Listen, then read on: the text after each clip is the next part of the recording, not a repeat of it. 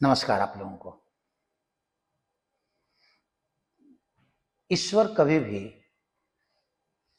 आपको मंजिल नहीं देता। मंजिल रास्ते पे चलने से मिलता है और ईश्वर इसमें आपके जब आप चलना शुरू करते हो तो ईश्वर आपका डाइवर्सन नहीं आए। आप पूरे मनोयोग के साथ चलते रहें, पूरे कंसंट्रेशन के साथ चलते रहें, ईश्वर ये आशीर्वाद दे सकता है।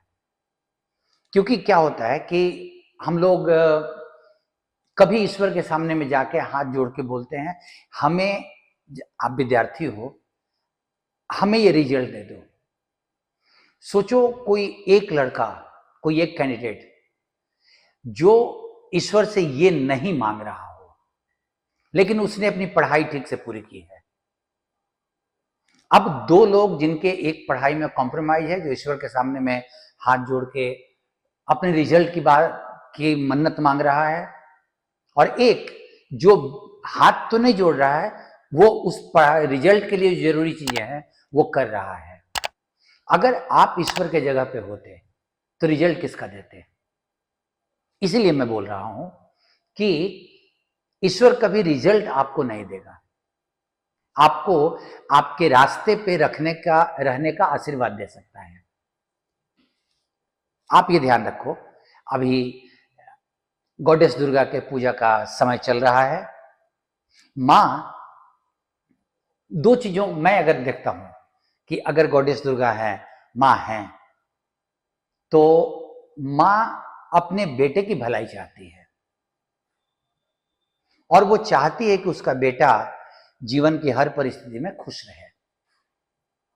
लेकिन क्या वो बिना पढ़ाई किए हुए बेटे का रिजल्ट दे सकती है? वो मां क्या सिर्फ मेरी है? वो अगर दुनिया में सारे बच्चे हैं जो परीक्षा दे रहे हैं तो वो सबकी मां है, चाहे वो बच्चा उनके सामने में हाथ जोड़ के मांग रहा हो या नहीं मांग रहा हो। और वो उन बच्चों को जिन्होंने अपने मेहनत को पूर्णता से किया है, अच्छे से किया है, उसको वो सफलता से नवाजेगी। और सफलता से नवाजना वो तो आपके अच्छे परीक्षा का एक नॉर्मल रिजल्ट होता है, नॉर्मल वो एक परिणाम है। इसीलिए आप देवी की पूजा करें, लेकिन उससे आशीर्वाद ये मांगे कि आप अपने रास्ते पे बने रहें और कभी ये ना सोचे कि ईश्वर आपको आपके रिजल्ट में आशीर्वाद देगा।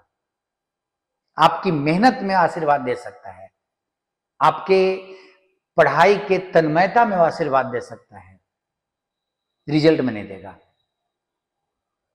मौसम अच्छा है, चारों तरफ फेस्टिविटी का मौसम है। बस आप जरा मां को याद करें कि मां चाहती क्या होगी अभी, कि बेटा हाथ जोड़ के वहां बैठा रहे मेरे मूर्ति के सामने में, या अपनी पढ़ाई पे लगा रहे और मेरी मूर्ति के सामने में आए। तो अगर उसको श्रद्धा लगती है तो वह हाथ जोड़ ले, उनसे प्रणाम कर ले उनको। मां शायद यही चाहेगी कि आप अपनी पढ़ाई पे कंटिन्यू रहो। आप सबको दशहरे की हार्दिक शुभकामनाएं। मिलते हैं फिर हम लोग। थैंक यू सबको।